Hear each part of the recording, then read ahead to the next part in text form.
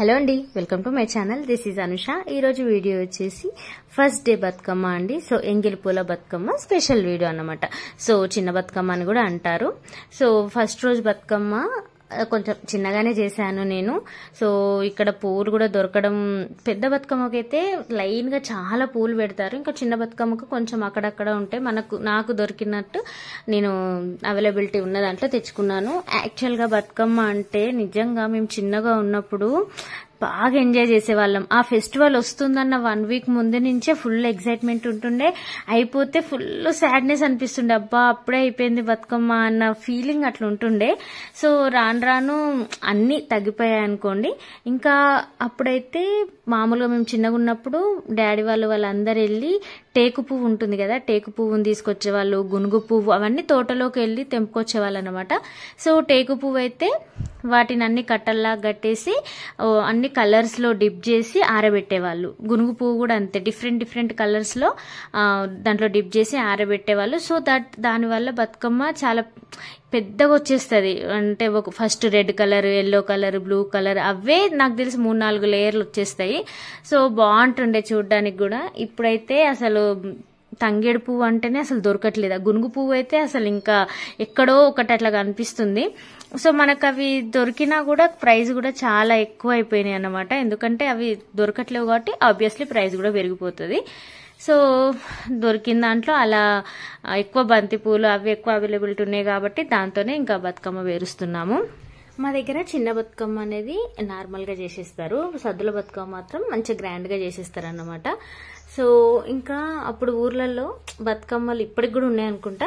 So prices ఇచ్చేవాళ్ళు, ఎవరు బతుకమ్మ ఎంత పెద్దగా ఉంది, ఎంత యూనిక్గా ఉంది, క్రియేటివిటీ ఎలా ఉంది అనే దాన్ని బట్టి ఫస్ట్, సెకండ్, థర్డ్ ప్రైజ్ లాగా అలా గిఫ్ట్లు కూడా ఇచ్చేవాళ్ళు. సో ఆ కాంపిటీషన్ కోసమైనా అసలు అందరికంటే మనదే పెద్దగా ఉండాలన్నట్టు వేర్చేవాళ్ళం బతుకమ్మను.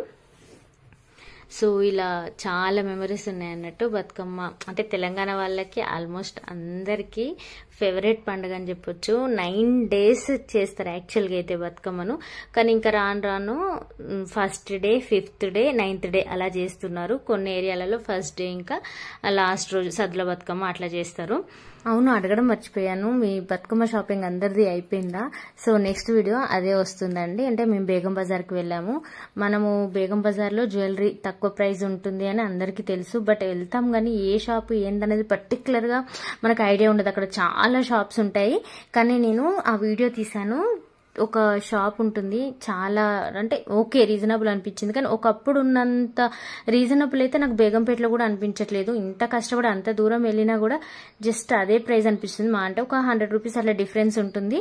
బట్ మనకు కూడా ఇప్పుడు ఆన్లైన్లో కూడా అంతే దొరుకుతుంది. కాకపోతే మనం లైవ్గా చూసుకొని అక్కడ మనకు షాప్స్ తెలియాలి. సో ఆ షాప్స్ తెలిస్తే మనకు అక్కడ షాపింగ్ కూడా చాలా ఈజీ అయిపోతుంది.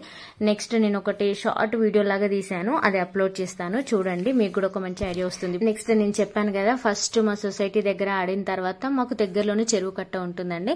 సో అక్కడ ఆడతాం అన్నమాట. ఇక్కడ కూడా మంచిగా డీజే సౌండ్స్, లైటింగ్స్ అట్లా పెట్టిండ్రు.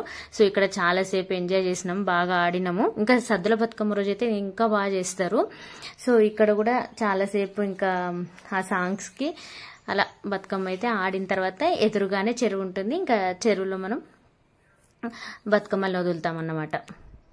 అవును, వీడియోస్ చూస్తున్నారు కానీ లైక్ చేయడం మర్చిపోతున్నారు. ఫ్రీ ఆఫ్ కాస్టే కదా, జస్ట్ ఫింగర్తో ఇలా క్లిక్ చేస్తే అయిపోతుంది, లైక్ అయిపోతుంది వీడియో. లైక్ చేస్తే కొంచెం రీచ్ ఎక్కువ ఉంటుంది అంతే. పెద్దగా మనీ అయితే నేను కూడా అడగకపోతుండే కానీ ఫ్రీయే కాబట్టి అడుగుతున్నా. ఒక లైక్ అయితే చేయండి.